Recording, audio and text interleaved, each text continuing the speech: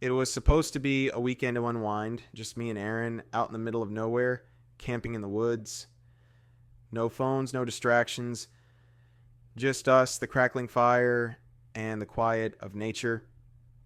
Aaron and I had been friends for years, the kind of friendship that could survive anything, even our stupidest ideas. This trip, it was one of those ideas. We found the perfect spot, tucked away in a remote part of the forest where we wouldn't be disturbed. The sun had dipped below the horizon, and the night air was crisp, sharp against our skin. We set up the tent, made a fire, and cracked open a couple of beers, joking about everything and nothing. The trees around us swayed gently in the wind, and the distant rustling of wildlife seemed like part of the night's natural symphony. But then, around 2 a.m., things started to feel off. At first, it was subtle, a strange vibration in the ground beneath us, like a faint hum you could feel in your bones rather than hear. I brushed it off. Probably just a bear or something, I muttered, trying to sound casual, but I could tell Aaron was uneasy, his eyes darting around as he stared into the dark woods. "Do you hear that?" Aaron asked, his voice low and cautious. I paused. Now that he mentioned it, the usual night sounds of the forest, the wind, the crickets, the rustling of leaves had stopped. Everything was still, too still. But there was something else, something deeper, a low, almost imperceptible hum. It wasn't the wind or the trees, it was something else, something mechanical. I squinted into the darkness, trying to make sense of it. At first I thought it was the sound of a distant engine, maybe a truck on a dirt road, but there was no road for miles, and the noise didn't sound like anything I'd ever heard before. It wasn't steady like an engine. It pulsed, a strange rhythmic hum that seemed to vibrate the very air around us. Aaron was staring at me now, his face pale in the firelight. "What the hell is that?" His voice cracked, fear slipping through the cracks of his usually calm demeanor. I got up, trying to act like I wasn't freaked out myself, and walked a few steps away from the fire, scanning the tree line. That's when I saw it. A soft glow, faint but unmistakable, hovering just above the tree line. At first I thought it was just my eyes playing tricks, but then it grew brighter and I could see it clearly.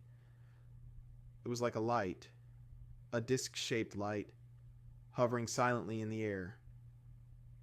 The hum grew louder now, a deep mechanical pulse that seemed to resonate with the very core of the earth. "What the hell?" Aaron whispered behind me, his voice barely audible. He was standing frozen, his face a mixture of confusion and terror. The light was still, unmoving, and for a moment everything was quiet. The hum faded into the background, and I couldn't tell if the noise had stopped, or if I was just so focused on the light now that I couldn't hear it anymore. The object, no, the thing, was hovering about 30 feet above the ground, just beyond the edge of the clearing where we had set up camp. It was about the size of a large car, but it didn't look like anything I'd ever seen before. Smooth, metallic, with a bluish-white glow that seemed to pulse in time with the hum. I took a step forward, drawn to it, though every part of me screamed to run, but something about it, something about the way it hung there, silent and still, made my body move before I could think. "Don't go any closer," Aaron hissed, grabbing my arm, but his grip was weak, trembling. I pulled away from him, my feet moving on their own. My heart was pounding in my chest, and my throat was dry.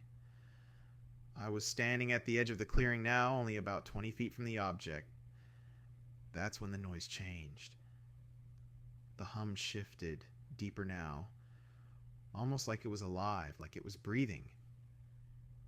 Then, without warning, a blinding light shot out from the bottom of the craft. It wasn't like a spotlight, it was more like a beam, wide and harsh, sweeping over the ground like a searchlight. My heart skipped a beat. I had no idea what was happening. I turned to look at Aaron. His face was white, his eyes wide with panic. "What the hell do we do?"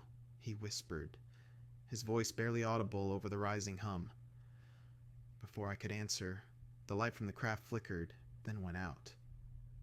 In the instant of darkness, I heard a sharp snap like a branch breaking, and then a voice. But it wasn't Aaron's voice. It wasn't human at all. It was low, mechanical, distorted, like a voice trying to speak through static, through some interference. And it was coming from the craft. The voice wasn't saying words. It was calling, but not to us. It was calling something else, something beyond us, something far away. And then, just as quickly as it had appeared, the light came back on, and the hum grew louder, vibrating the ground beneath us like a pulse. "Run!" Aaron shouted, his voice high-pitched with terror. I didn't need to be told twice. We turned and bolted, our feet crashing through the underbrush, the sound of the hum chasing us through the trees, like some kind of predator. I could hear Aaron's labored breaths behind me, his footsteps frantic, but my own heart was hammering so loudly in my ears that I barely heard him.